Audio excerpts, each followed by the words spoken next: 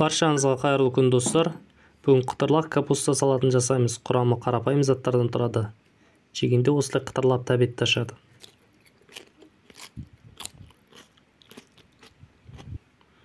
Құрамына капуста, қызылша, сәбіз, сарымсақ және лавр жапырағы керек. Алдымен капустаны ірі бөліктерге бөлеміз.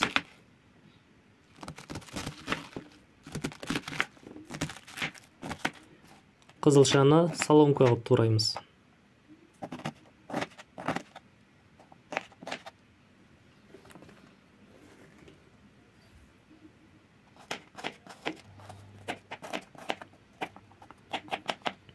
Одан кейін сарымсақ пен сәбізді қосамыз.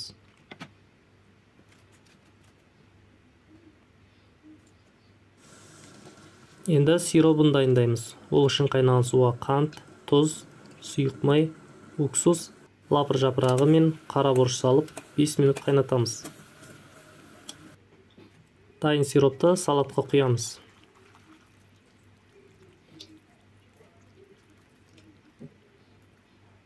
Бетін жауып, бір түнге салқын жерге қоямыз.